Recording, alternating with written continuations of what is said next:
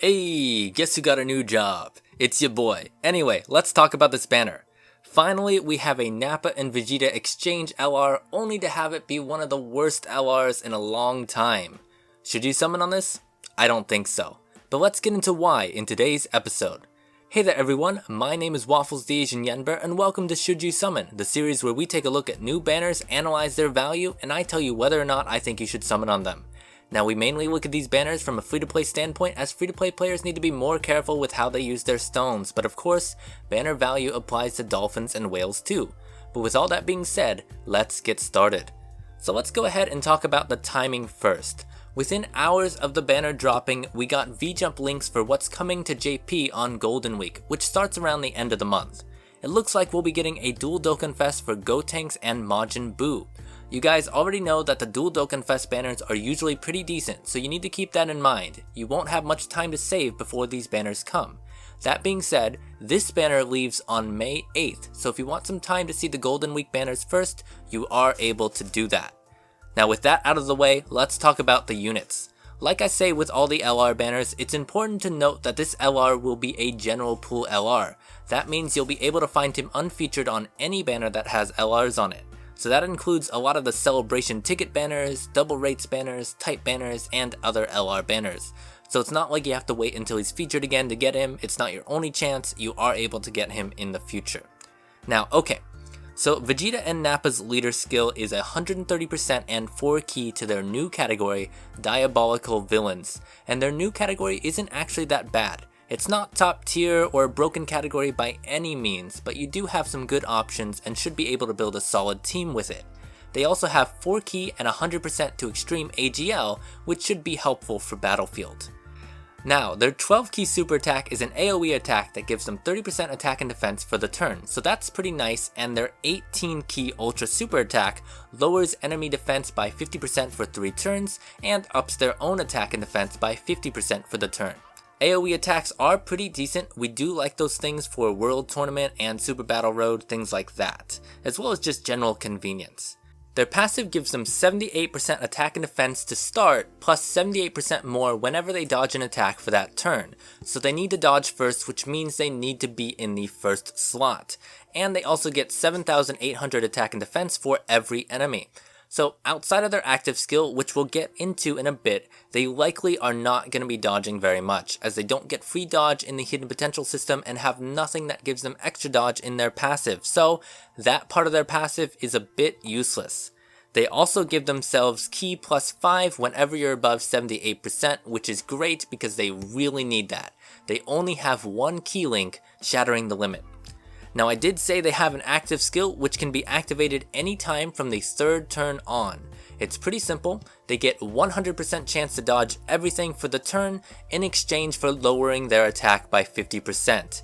It's kind of a costly exchange, but a 100% chance to dodge for one turn is a pretty decent trade-off in emergency situations. I would not do this if you don't have to though. And so far we've been talking about Nappa's part of the card, but they do have an exchange mechanic. Starting from the 4th turn, if you have 50% or less HP, Vegeta will decide that Nappa is worthless, kill him, and now you're using Vegeta.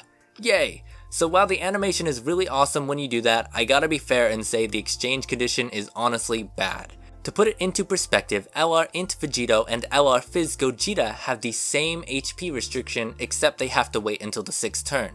How often are you able to get them to transform? You're probably going to be mainly using Nappa. But when Vegeta does transform, like Gogeta and Vegito, he does heal you. Unfortunately, he only heals you 50% and not 100, but it should still come in clutch sometimes. Now, when Vegeta's out, his passive changes to 100% attack and defense plus 3 key.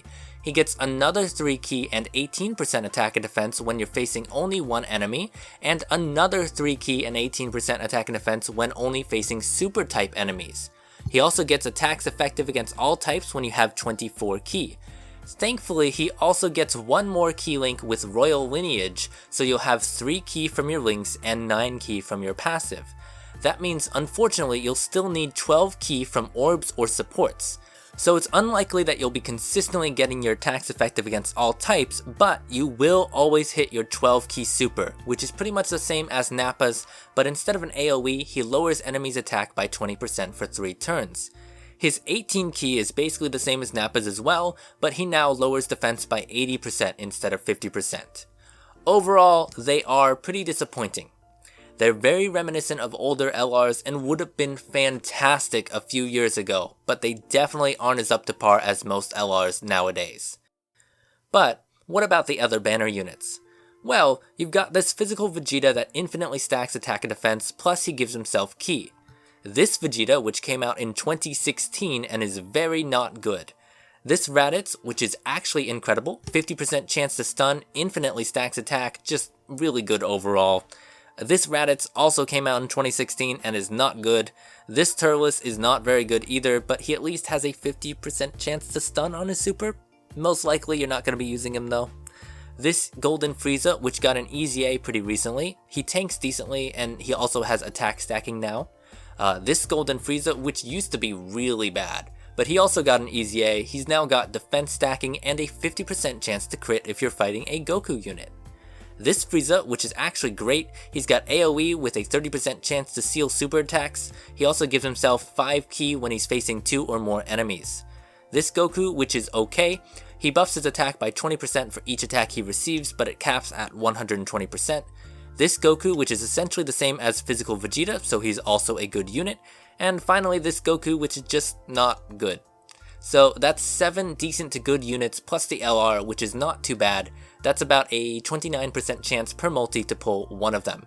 If we're only counting the ones that are really good and the LR, that's Tech Goku, AGL Frieza, Tech Raditz, and Physical Vegeta, and of course the LR, and that's about a 19% chance per multi to pull at least one of them.